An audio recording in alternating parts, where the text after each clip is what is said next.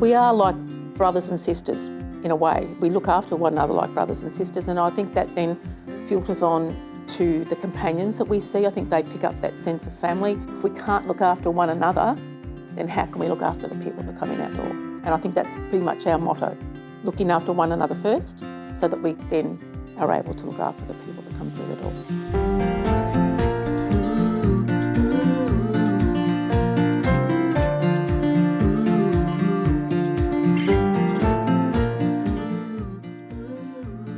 My Vinnies journey probably started when I was 4.5 years of age. We were just an average family doing reasonably well. My father had a diving accident and he became quadriplegised as a result of that accident, and that sent our family into poverty. So they just simply didn't manage a lot of the time, and if it wasn't, say, probably for family support, but also the support of St Vincent de Paul. There were probably many a Christmas that when I was a little girl that I wouldn't have had a Christmas present if it wasn't for St Vincent de Paul. I can remember being really excited because I was going to the Vinnies shop to get some new shoes. Weirdly enough, back in the day, I had no idea that they were second-hand shoes. They were just shoes that didn't have holes in. So yeah, St Vincent de Paul played a big part now in my life as a child. And always as I got older, I thought one day when I get a bit older and my kids are grown up, I'm going to go and volunteer, and that's exactly what I did.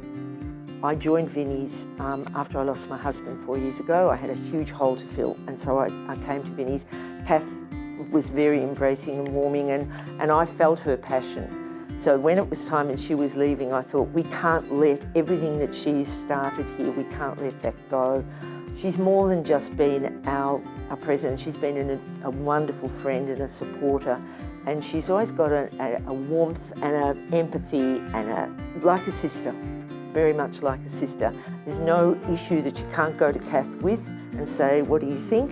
And now, she might have stepped down as president, but she's absolutely my right-hand person to go to. But we all work as a team. And in that time, I don't think anyone on this earth could have comprehended what we would go through. When I first started as president, our area was heavily in drought, and we did many hours of drought support. And look, we were still assisting people through the drought when the fires hit in the end of 2019, 2020, and then we were still dealing with fire victims and COVID hit. So, as I said, we couldn't get many more disasters in that period of time. So, it has been it was an incredibly busy time as president. It was an incredibly challenging time as president, but there's no way known I could have done it without the most awesome group of human beings that I've ever had the privilege to work with. And we are very much a team.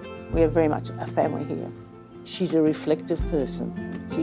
She's not reactive. She will take any issues that arrive and she will consider them and she will come back. And with a great deal of wisdom there, which is something that I've really appreciated. There's no conference in Lakes Entrance. There's a huge need in Lakes Entrance.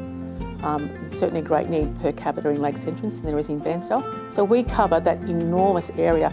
So it's almost impossible. I mean, on any one day, like we did yesterday, we could get a call from Lakes Entrance, Painesville, Orbost, Omeo. There's no way known we could cover that great distance in a day. Therefore, it's far more practical to get people to come in here. Because we are confronted with such disadvantage in the community, the vibe in here is relaxed and it's supportive, and when we do encounter something that's a bit awful, we're able to debrief, and this is the beauty of the team.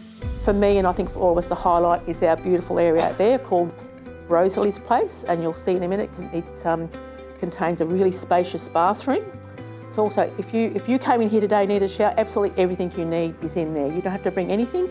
If you need some clothes, we're going to send you down to we'll give you some vouchers, we'll send you down to our local Vinnies shop. I'm so proud of it, and it makes me tear up because it really is a dream come true for us. And it's so wonderful. We had a fellow just walk in yesterday who was homeless. Honestly, people could go into that shower, come out looking 10 years younger. It's quite amazing to see, and that makes it all worthwhile. That's what we're here for. To see that smile, that one smile, is worth it all.